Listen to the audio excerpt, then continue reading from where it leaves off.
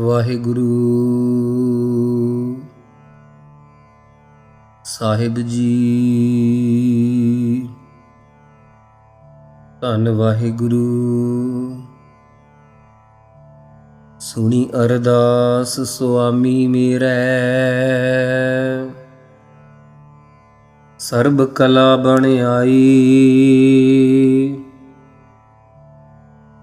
ਪ੍ਰਗਟ ਭਈ ਸਗਲੇ ਜੁਗ ਅੰਤਰ, ਗੁਰੂ ਨਾਨਕ ਕੀ ਵਡਿਆਈ।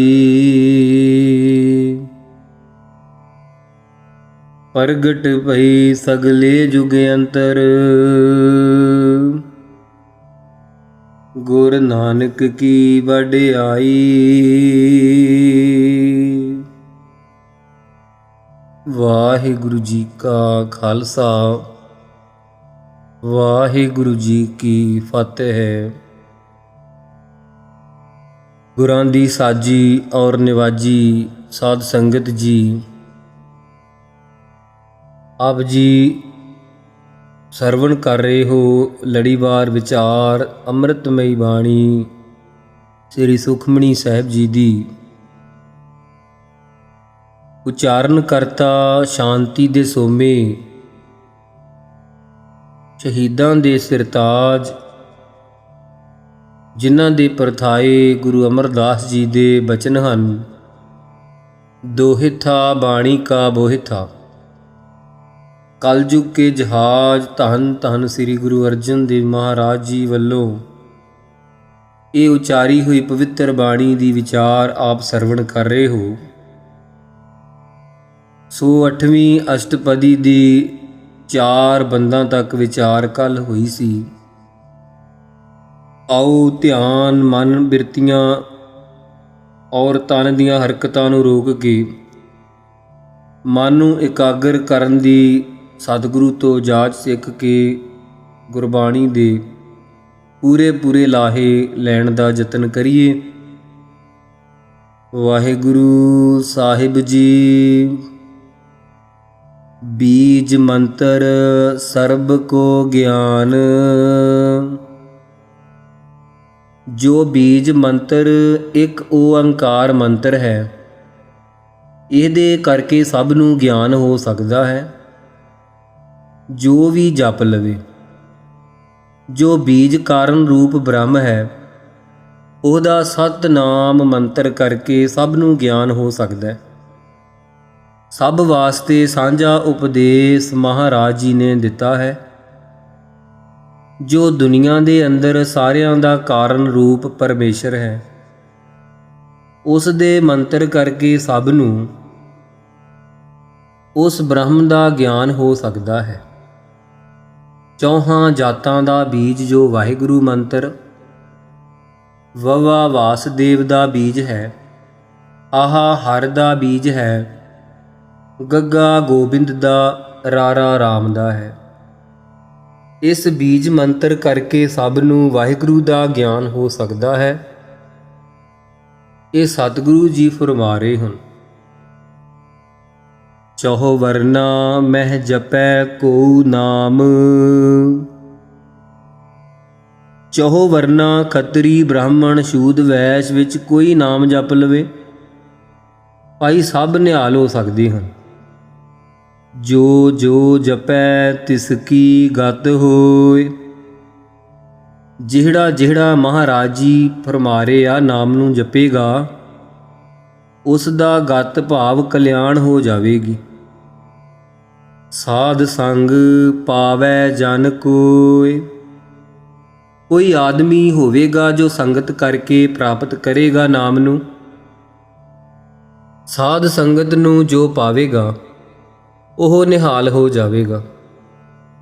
ਕਰ ਕਿਰਪਾ ਅੰਤਰ ਉਰ ਧਾਰੈ, ਇਹਨਾਂ ਦੇ ਉੱਤੇ ਕਿਰਪਾ ਦ੍ਰਿਸ਼ਟੀ ਕਰਕੇ ਮਹਾਰਾਜ ਔਰ ਹਿਰਦੇ ਦੇ ਅੰਦਰ ਧਾਰਨ ਕਰਾ ਦਿੰਦਾ ਹੈ। ਭਾਵ ਵਾਹਿਗੁਰੂ ਅੰਦਰ ਵਸਾ ਦਿੰਦਾ ਹੈ ਨਾਮ ਨੂੰ। ਪਸ ਪ੍ਰੇਤ ਮੁਗਧ ਪਾਥਰ ਕਉ ਤਾਰੈ, ਪਸ ਨਾਮ ਪਸ਼ੂਆਂ ਦਾ ਵੀ ਉਧਾਰ ਕਰ ਦਿੰਦਾ ਹੈ। ਪ੍ਰੇਤਾਂ ਦਾ ਵੀ ਉਧਾਰ ਕਰ ਦਿੰਦਾ ਹੈ। ਮੁਗਧ ਹੁੰਦੇ ਬੇਸਮਝ ਦਾ ਵੀ, ਥੋੜੀ ਮੱਤ ਵਾਲੇ ਦਾ ਵੀ, ਪੱਥਰਾਂ ਦਾ ਵੀ ਉਧਾਰ ਕਰ ਦਿੰਦਾ ਹੈ। ਐਸਾ ਪਰਮੇਸ਼ਰ ਦਾ ਨਾਮ ਹੈ।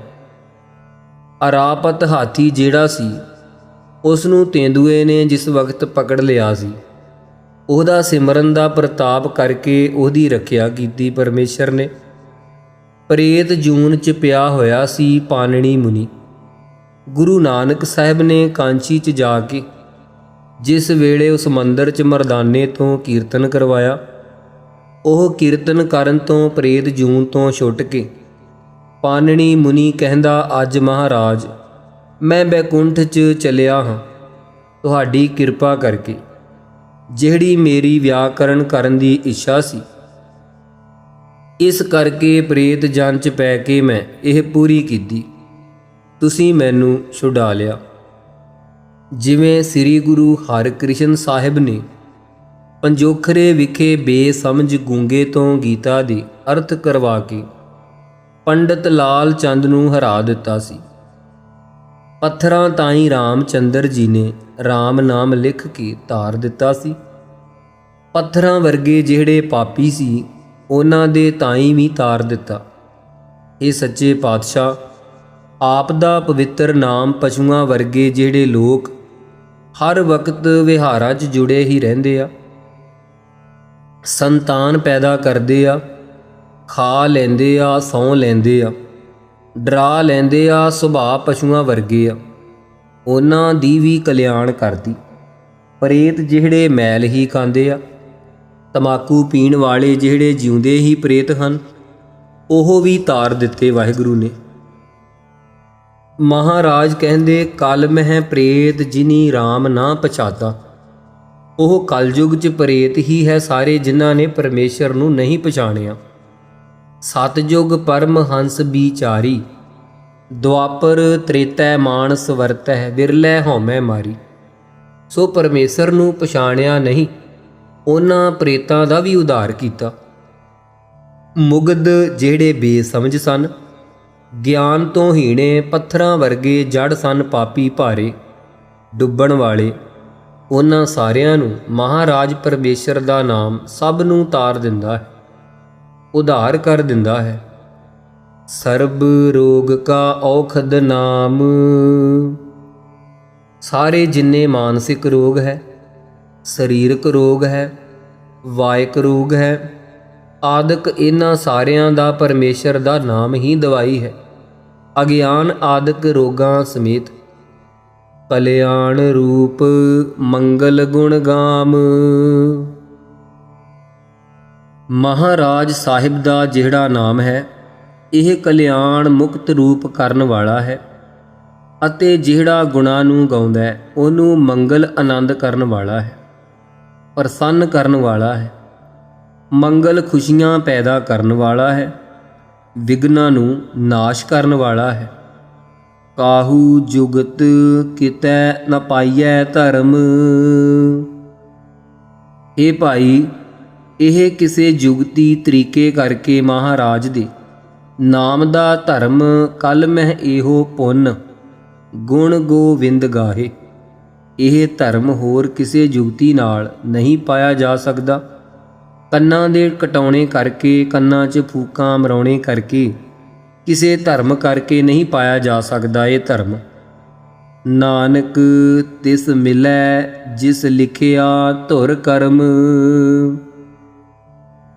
ਸਤਿਗੁਰੂ ਸਾਹਿਬ ਜੀ ਕਹਿੰਦੇ, ਇਹ ਦਾਤ ਉਹਨਾਂ ਨੂੰ ਹੀ ਮਿਲਦੀ ਹੈ ਜਿਨ੍ਹਾਂ ਦੇ ਧੁਰੋਂ ਕਰਮ ਮਹਾਰਾਜ ਨੇ ਮੱਥੇ ਉੱਪਰ ਲਿਖੇ ਪਾਏ ਹਨ। ਪੂਰਬਲੇ ਜਨਮਾਂ 'ਚ ਜਿਨ੍ਹਾਂ ਨੇ ਨਿਸ਼ਕਾਮ ਕਰਮ ਕੀਤੇ ਆ, ਉਹਨਾਂ ਦੇ ਮੱਥੇ 'ਤੇ ਸੱਚੇ ਪਾਤਸ਼ਾਹ ਜੀ ਨੇ ਭਾਗ ਲਿਖ ਦਿੱਤੇ ਆ। ਉਹਨਾਂ ਨੂੰ ਗੁਰਾਂ ਦੀ ਸ਼ਰਨ 'ਚੋਂ ਇਹ ਦਾਤ ਪ੍ਰਾਪਤ ਹੋਈ ਹੈ ਨਾਮ ਦੀ। ਜਿਸ ਕੈ ਮਨ ਪਾਰ ਬ੍ਰਹਮ ਕਾ ਨਿਵਾਸ। ਮਹਾਰਾਜ ਹੁਣ ਸੇਵਕ ਕੌਣ ਹੁੰਦਾ ਹੈ, ਇਸ ਦਾ ਲੱਖਣ ਕਰਦੇ ਹਨ। ਭਾਈ, ਜਿਨ੍ਹਾਂ ਦੇ ਮਨ 'ਚ ਪਾਰ ਬ੍ਰਹਮ ਪਰਮੇਸ਼ਰ ਵਾਹਿਗੁਰੂ ਦਾ ਨਿਵਾਸ ਟਿਕਾ ਹੋ ਗਿਆ ਹੈ, ਜਿਨ੍ਹਾਂ ਦੇ ਹਿਰਦਿਆਂ 'ਚ ਵਸ ਗਿਆ ਹੈ, ਵਾਸ਼ਨਾ ਤੋਂ ਰਹਿਤ ਹੋ ਗਏ ਆ ਜਿਹੜੇ। ਤਿਸ ਕਾ ਨਾਮ ਸਤ ਰਾਮਦਾਸ। ਭਾਈ ਜਿਨ੍ਹਾਂ ਦੇ ਹਿਰਦਿਆਂ 'ਚ ਵਸਿਆ ਹੈ ਨਾ, ਉਹਨਾਂ ਦਾ ਨਾਮ ਸੱਚਾ ਹੈ। ਉਹਨਾਂ ਨੂੰ ਹੀ ਰਾਮ ਦੇ ਦਾਸ ਭਾਵ ਸੇਵਕ ਉਪਾਸ਼ਕ ਕਹਿ ਸਕਦੇ ਹਾਂ। ਆਤਮ ਰਾਮ ਤਿਸ ਨਦਰੀ ਆਇਆ। ਉਹਨਾਂ ਨੂੰ ਸਾਰਿਆਂ 'ਚ ਜੀਵ ਆਤਮਾ ਜੋ ਹੈ, ਸਾਰਿਆਂ ਅੰਦਰ ਸਾਖੀ ਰੂਪ ਰਾਮ ਰਮਿਆ ਹੋਇਆ ਜੋ ਵਿਆਪਕ ਰਾਮ ਹੈ, ਉਹ ਇੱਕੋ ਹੀ ਰੂਪ ਹੈ। ਅਦਵੈਤ ਰੂਪ ਉਹਨਾਂ ਦੀ ਦ੍ਰਿਸ਼ਟੀ 'ਚ ਆ ਗਿਆ ਹੈ। ਦਾਸ ਦਸੰਤਨ ਪਾਇ ਤਿਨ ਪਾਇਆ। ਉਹ ਦਾਸਾਂ ਦੇ ਸੰਤਨ ਭਾਵ ਧਾਰਦੇ ਆ। ਦਾਸਾਂ ਦੇ ਦਾਸ ਪੁਣਾ ਜੋ ਧਾਰਨ ਕਰੇ, ਉਹ ਦਸੰਤਨ ਹੈ। ਦਾਸਾਂ ਦੇ ਦਾਸ ਜੋ ਸਦਾਉਂਦੇ ਹਨ, ਐਸੇ ਭਾਏ ਭਾਵਨਾ ਕਰਕੇ, ਪ੍ਰੇਮ ਕਰਕੇ ਪਰਮੇਸ਼ਰ ਨੂੰ ਉਹਨਾਂ ਨੇ ਪਾ ਲਿਆ ਹੈ, ਭਾਵ ਪ੍ਰਸੰਨ ਕਰ ਲਿਆ ਹੈ। ਸਦਾ ਨਿਕਟ ਨਿਕਟ ਹਰ ਜਾਨ। ਸਦਾ ਜੋ ਪਰਮੇਸ਼ਰ ਨਿਕਟ ਹੈ, ਅਖੇ ਹੈ ਤਾਂ ਨੇੜੇ, ਹੈ ਨਿਕਟ ਹਰ ਭੇਦ ਨਾ ਪਾਇਆ। ਉਸ ਹਰੀ ਨੂੰ ਨੇੜੇ ਤੋਂ ਵੀ ਨੇੜੇ ਜਾਣਦੇ ਹਨ, ਸ਼ਾਹ ਰਗ ਤੋਂ ਵੀ ਨੇੜੇ, ਇੰਦਰੀਆਂ ਤੋਂ ਵੀ ਨੇੜੇ ਜਿਹੜੇ ਜਾਣਦੇ ਹਨ ਪਰਮੇਸ਼ਰ ਨੂੰ, ਉਹ ਸਦਾ ਨਿਕਟ ਵਸਦੇ ਆ ਪਰਮੇਸ਼ਰ ਦੇ। ਜਿਹੜੇ ਮਹਾਰਾਜ ਨੂੰ ਨੇੜੇ ਜਾਣਦੇ ਆ, ਉਹਨਾਂ ਦੇ ਨੇੜੇ ਪਰਮੇਸ਼ਰ ਵਸਦਾ ਹੈ। ਸੋ ਦਾਸ ਦਰਗਹਿ ਪਰਵਾਨ। ਭਾਈ ਉਹ ਮਹਾਰਾਜ ਦਾ ਸੇਵਕ ਵਾਹਿਗੁਰੂ ਦੀ ਦਰਗਾਹ ਦੀ ਪਰਵਾਨੀਕ ਸਫਲਾ ਹੈ। ਆਪਣੇ ਦਾਸ ਕੋ ਆਪ ਕਿਰਪਾ ਕਰੈ। ਜੋ ਮਹਾਰਾਜ ਦੇ ਸੇਵਕ ਬਣੇ, ਉਹਨਾਂ ਤੇ ਪਰਮੇਸ਼ਰ ਆਪ ਕਿਰਪਾ ਦ੍ਰਿਸ਼ਟੀ ਕਰਦਾ ਹੈ। ਤਿਸ ਦਾਸ ਕੋ ਸਭ ਸੋਝੀ ਪਰੈ। ਉਹਨਾਂ ਸੇਵਕਾਂ ਨੂੰ ਸਾਰੀ ਸਮਝ ਪੈ ਜਾਂਦੀ ਹੈ ਪਰਮਾਰਥ ਦੀ, ਲੋਕ ਪਰਲੋਕ ਦੇ ਗਿਆਨ ਦੀ, ਅੰਤਰਯਾਮਤਾ ਦੀ। ਸਗਲ ਸੰਗ ਆਤਮ ਉਦਾਸ। ਉਹ ਸਾਰਿਆਂ ਸੰਬੰਧੀਆਂ ਨਾਲ, ਸਾਰਿਆਂ ਪਦਾਰਥਾਂ ਨਾਲ, ਸਾਰਿਆਂ ਲੋਕਾਂ ਨਾਲ ਮਿਲਦੇ ਆ, ਪਰ ਮਨ ਕਰਕੇ ਸਭ ਤੋਂ ਉਪਰਾਮ ਹੁੰਦੇ ਆ, ਉੱਚੇ ਰਹਿੰਦੇ ਹਨ, ਕਿਸੇ ਨਾਲ ਫਸੇ ਨਹੀਂ ਹੁੰਦੇ, ਭਾਵ ਸਭਨਾ ਬਿਘਨਾਂ ਤੋਂ ਰਹਿਤ ਹੁੰਦੇ ਆ, ਨਰਲੇਪ ਹੁੰਦੇ ਆ। ਐਸੀ ਜੁਗਤ ਨਾਨਕ ਰਾਮਦਾਸ। ਭਾਈ ਜਿਸ ਤਰ੍ਹਾਂ ਕਮਲ ਸਾਰੇ ਪਾਣੀ ਵਿੱਚ ਖੜੇ ਹਨ, ਪਰ ਪਾਣੀ ਤੋਂ ਉਪਰਾਮ ਰਹਿਣੇ ਕਰਕੇ, ਸੂਰਜ ਦੇ ਧਿਆਨ ਕਰਕੇ ਵਿੱਚ ਨਿਰਲੇਪ ਰਹਿੰਦੇ ਆ। ਜਿਨ੍ਹਾਂ ਨੂੰ ਐਸੀ ਜੁਗਤ ਪ੍ਰਾਪਤ ਹੋਈ ਹੈ ਨਾ, ਉਹ ਸ੍ਰੀ ਗੁਰੂ ਰਾਮਦਾਸ ਸਾਹਿਬ ਜੀ ਦੇ ਸੇਵਕ ਹਨ। ਉਹ ਰਾਮ ਦੇ ਸੇਵਕ ਹਨ। ਉਹ ਵਾਹਿਗੁਰੂ ਪਰਮੇਸ਼ਰ ਦੇ ਉਪਾਸ਼ਕ ਸੇਵਕ ਹਨ। ਪ੍ਰਭ ਕੀ ਆਗਿਆ ਆਤਮ ਹਿਤਾਵੈ। ਭਾਈ ਜਿਨ੍ਹਾਂ ਨੂੰ ਪ੍ਰਭੂ ਅਕਾਲ ਪੁਰਖ ਦੀ ਆਗਿਆ ਹਿਰਦੇ 'ਚ ਹਿਤ ਆਵੇ ਨਾ, ਪਿਆਰੀ ਲੱਗੇ, ਪਿਆਰੀ ਬਣ ਆਉਂਦੀ ਹੈ, ਜੀਵਨ ਮੁਕਤ ਸੋਊ ਕਹਾਵੈ। ਭਾਈ ਉਹ ਹੀ ਜਿਉਂਦਾ ਹੀ ਮੁਕਤ ਪੁਰਖ ਕਹਾ ਸਕਦਾ ਹੈ। ਤੈਸਾ ਹਰਖ ਤੈਸਾ ਉਸ ਸੋਗ। ਇਹ ਹੁਣ ਸਤਿਗੁਰੂ ਉਪਰਾਮ ਹੋਏ ਦੀ ਗੁਰਮੁਖ ਪਿਆਰੇ ਦੀ ਅਵਸਥਾ ਵਰਣਨ ਕਰਦੇ ਹਨ। ਜੇ ਕੋਈ ਉਸ ਨੂੰ ਪਦਾਰਥ ਦੇ ਦੇਵੇ, ਪਦਾਰਥ ਦੇ ਮਿਲਣੇ ਕਰਕੇ ਜਿਹੜੀ ਖੁਸ਼ੀ ਹੁੰਦੀ ਹੈ, ਇਹਨਾਂ ਨੂੰ ਇੱਕੋ ਜਿਹਾ ਹੈ। ਜੇ ਕੋਈ ਪਦਾਰਥ ਵਿਛੜ ਜਾਵੇ, ਉਹਦਾ ਸੋਗ ਪੈਣਾ ਉਸ ਵਿੱਚ ਵੀ ਇੱਕੋ ਜਿਹਾ ਹੀ ਰਹਿੰਦੇ ਆ। ਹਰਖ ਸੋਗ ਦੋਹਾਂ ਤੇ ਮੁਕਤੇ ਹਨ। ਉਹ ਸਦਾ ਆਨੰਦ ਤਹਿ ਨਹੀਂ ਬਿਯੋਗ। ਭਾਈ ਉਹਨਾਂ ਨੂੰ ਸਦਾ ਆਨੰਦ ਹੈ, ਕਦੇ ਉਹਨਾਂ ਨੂੰ ਵਿਛੋੜਾ ਹੈ ਹੀ ਨਹੀਂ। ਮਹਾਰਾਜ ਦੇ ਆਨੰਦ ਵਿੱਚੋਂ ਕਦੇ ਵਿਛੋੜਾ ਨਹੀਂ ਪੈਂਦਾ। ਤੈਸਾ ਸੁਵਰਨ ਤੈਸੀ ਉਸ ਮਾਟੀ। ਜੇ ਕੋਈ ਉਹਨਾਂ ਦੇ ਤਾਈਂ ਸੋਨਾ ਭੇਟਾ ਕਰ ਦੇਵੇ, ਉਹ ਵੀ ਉਹਨਾਂ ਨੂੰ ਇੱਕੋ ਜਿਹਾ ਪ੍ਰਤੀਤ ਹੁੰਦਾ ਹੈ। ਜੇ ਕੋਈ ਮਿੱਟੀ ਆਦਿਕ ਦੀ ਡਲੀ ਦੇਵੇ, ਉਹ ਵੀ ਇੱਕੋ ਜਿਹੀ ਹੈ। ਸੋਨਾ ਲਾਲਚ ਪੈਦਾ ਕਰਨ ਵਾਲਾ ਤੇ ਮਿੱਟੀ ਸਿਰ 'ਚ ਸਵਾਹ ਪਾਉਂਦੇ ਮਿੱਟੀ ਦਿੰਦੇ ਆ। ਇਹ ਉਹਨਾਂ ਨੂੰ ਕੋਈ ਹਾਨੀਕਾਰਕ ਨਹੀਂ, ਉਹ ਦੋਹਾਂ ਤੋਂ ਹੀ ਸੁਤੰਤਰ ਰਹਿੰਦੇ ਆ। ਤੈਸਾ ਅੰਮ੍ਰਿਤ ਤੈਸੀ ਬਿਖ ਖਾਟੀ। ਭਾਈ, ਉਸੇ ਪ੍ਰਕਾਰ ਦੇ ਕਈ ਦੇਵਤਿਆਂ ਦਾ ਅੰਮ੍ਰਿਤ ਪੀ ਆਵੇ ਅਮਰ ਕਰਨ ਵਾਸਤੇ, ਤੈਸਾ ਹੀ ਹੈ ਉਹਨਾਂ ਨੂੰ ਭਾਵੇਂ ਕੋਈ ਬਿਹੋ ਘੱਟੀ ਚੀਜ਼ ਦੇਵੇ, ਬਿਹੋ ਦੀ ਡਲੀ ਦੇਵੇ, ਖੱਟੀ ਦੁਖਦਾਇਕ, ਉਹ ਵੀ ਉਹਨਾਂ ਨੂੰ ਉਹ ਜਿਹੀ ਹੀ ਲੱਗਦੀ ਹੈ। ਜਿਵੇਂ ਸੰਤ ਆਇਆ ਸਿੰਘ ਜੀ ਹੋਏ ਹੋਤੀ ਵਾਲੇ, ਉਹਨਾਂ ਦੇ ਤਾਈਂ ਪੰਡਤ ਨੇ ਜ਼ਹਿਰ ਦਾ ਪਿਆਲਾ ਦੁੱਧ 'ਚ ਪਾ ਕੇ ਦੇ ਦਿੱਤਾ। ਉਹ ਪੰਡਤ ਨੂੰ ਕਹਿਣ ਲੱਗੇ, ਤੂੰ ਪੀ ਲੈ। ਕਹਿੰਦਾ, ਨਹੀਂ, ਤੁਹਾਡੇ ਲਈ ਹੈ। ਉਹਨਾਂ ਪੀ ਲਿਆ ਚੁੱਪ ਕਰਕੇ। ਉਹਨਾਂ ਦਾ ਸਰੀਰ ਉਸ ਵੇਲੇ ਤਕੜਾ ਰਿਹਾ। 3 ਵਾਰੀ ਜ਼ਹਿਰ ਦਿੱਤਾ ਪੰਡਤ ਨੇ, 3 ਵਾਰੀ ਉਹਨਾਂ ਦਾ ਸਰੀਰ ਤਕੜਾ ਰਿਹਾ। ਆਪਣੀ ਆਯੂ ਭੋਗ ਕੇ ਚੜ੍ਹਾਈ ਕੀਤੀ ਹੈ। ਇਸ ਪ੍ਰਕਾਰ ਭਾਵੇਂ ਕੋਈ ਸੰਤਾਂ ਨੂੰ, ਜੀਵਨ ਮੁਕਤਾਂ ਨੂੰ ਅੰਮ੍ਰਿਤ ਲਿਆ ਕੇ ਦੇਵੇ, ਭਾਵੇਂ ਜ਼ਹਿਰ, ਉਹਨਾਂ ਦਾ ਸਰੀਰ ਉਦੋਂ ਇੱਕੋ ਜਿਹਾ ਰਹਿੰਦਾ ਹੈ। ਸੁੱਖ ਅਤੇ ਦੁੱਖ ਵਿੱਚ ਇੱਕੋ ਸਮਾਨ ਰਹਿੰਦੇ ਹਨ। ਐਸੇ ਮਹਾਤਮਾ ਸੰਤ। ਤੈਸਾ ਮਾਨ ਤੈਸਾ ਅਭਿਮਾਨ। ਜੇ ਕੋਈ ਮਾਣ ਸਤਿਕਾਰ ਕਰੀ ਜਾਵੇ ਉਹਨਾਂ ਦਾ, ਜੇ ਕੋਈ ਹੰਕਾਰ ਕਰਕੇ ਉੱਠੇ ਨਾ, ਸਲੂਟ ਨਾ ਕਰੇ, ਅਭਿਮਾਨ ਕਰ ਲਵੇ ਨਿਰਾਦਰੀ ਕਰਨ ਵਾਸਤੇ, ਉਹਨਾਂ ਦੀ ਨਿਗਾਹ 'ਚ ਇੱਕੋ ਜਿਹਾ ਹੀ ਰਹਿੰਦਾ ਹੈ। ਤੈਸਾ ਰੰਕ ਤੈਸਾ ਰਾਜਾਨ। ਭਾਈ, ਉਹਨਾਂ ਦੀ ਨਿਗਾਹ 'ਚ ਇਹੋ ਜਿਹਾ ਹੀ ਕੰਗਾਲ ਹੈ, ਉਹ ਜਿਹਾ ਹੀ ਰਾਜਾ ਹੈ। ਦੁਨੀਆ ਦੇ ਵਿੱਚ ਇੱਕੋ ਜਿਹੀ ਦ੍ਰਿਸ਼ਟੀ ਹੈ ਉਹਨਾਂ ਦੀ। ਰੰਕ ਜੀਵ ਤੇ ਰਾਜਾਨ ਈਸ਼ਰ ਵਿੱਚ। ਜੋ ਵਰਤਾਏ ਸਾਈ ਜੁਗਤ। ਜਿਹੜੇ ਇਸ ਪ੍ਰਕਾਰ ਇਸ ਜੁਗਤੀ ਵਿੱਚ ਇੰਦਰੀਆਂ ਦੇ ਵਿਸ਼ਿਆਂ ਵਿੱਚ ਸੁਤੰਤਰ ਹੋ ਕੇ ਤੁਰਿਆ ਪਦ ਦੇ ਵਿੱਚ ਬ੍ਰਹਮਾਕਾਰ ਬਿਰਤੀ ਕਰਕੇ ਵਰਤਾਉਂਦੇ ਹਨ, ਇਸ ਜੁਗਤੀ ਵਿੱਚ ਨਾਨਕ ਉਹ ਪੁਰਖ ਕਹੀਐ ਜੀਵਨ ਮੁਕਤ। ਸਤਿਗੁਰੂ ਜੀ ਕਹਿੰਦੇ, ਉਹ ਪੁਰਖ ਭਾਈ ਜੀਵਨ ਮੁਕਤ ਕਹੀਦੇ ਹਨ। ਜਿਹੜੀ ਪਿੱਛੇ ਜੁਗਤੀ ਦੱਸੀ ਹੈ ਨਾ, ਇਹਦੇ 'ਚ ਏਕਤਾ ਨਾਲ ਵਰਤਾਉਂਦੇ ਆਪਣੇ ਆਪ ਨੂੰ। ਪਾਰ ਬ੍ਰਹਮ ਕੇ ਸਗਲੇ ਠਾਉ। ਫਿਰ ਇਹ ਮਹਾਰਾਜ ਨਾਮ ਵੱਖਰੇ ਵੱਖਰੇ ਕਿਉਂ ਪੈ ਗਏ?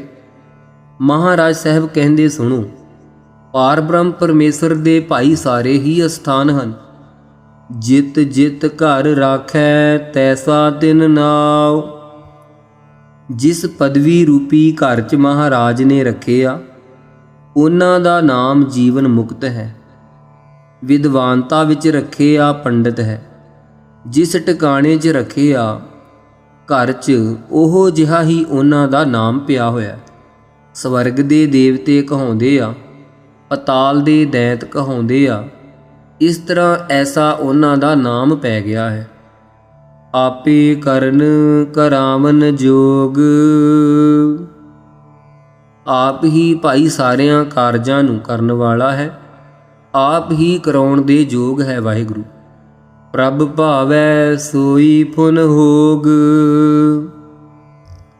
ਜੋ ਵਾਹਿਗੁਰੂ ਨੂੰ ਭਾਉਂਦਾ ਸੀ, ਪਿੱਛੇ ਹੁੰਦਾ ਸੀ, ਅੱਗੇ ਨੂੰ ਵੀ ਸੋਈ ਹੋਗ ਉਹੀ ਹੋਵੇਗਾ। ਪਸਰਿਓ ਆਪ ਹੋਏ ਅਨੰਤ ਤਰੰਗ। ਭਾਈ, ਅਨੇਕਾਂ ਲਹਿਰਾਂ ਰੂਪ ਹੋ ਕੇ ਪਰਮੇਸ਼ਰ ਆਪ ਹੀ ਫੈਲਿਆ ਹੋਇਆ ਹੈ। ਬ੍ਰਹਮ ਰੂਪੀ ਸਮੁੰਦਰ ਵਿੱਚੋਂ ਬ੍ਰਹਿਮੰਡ ਰੂਪੀ ਅਨੇਕਾਂ ਲਹਿਰਾਂ ਨਿਕਲ ਰਹੀਆਂ ਹਨ। ਲਖੇ ਨ ਜਾਹਿ ਪਾਰ ਬ੍ਰਹਮ ਕੇ ਰੰਗ।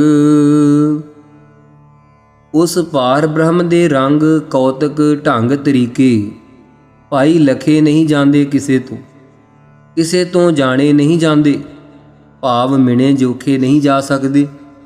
जैसी मत दे तैसा परगास।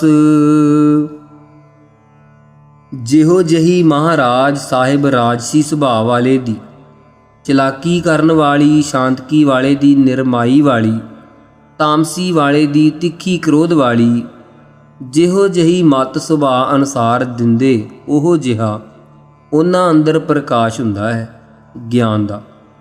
ਪਾਰ ਬ੍ਰਹਮ ਕਰਤਾ ਅਬਿਨਾਸ਼। ਪਾਰ ਬ੍ਰਹਮ ਕਰਤਾ ਪੁਰਖ ਅਬਿਨਾਸੀ ਹੈ, ਉਹ ਸੁਤੰਤਰ ਹੈ ਅਤੇ ਨਾਸ ਤੋਂ ਰਹਿਤ ਹੈ ਭਾਈ।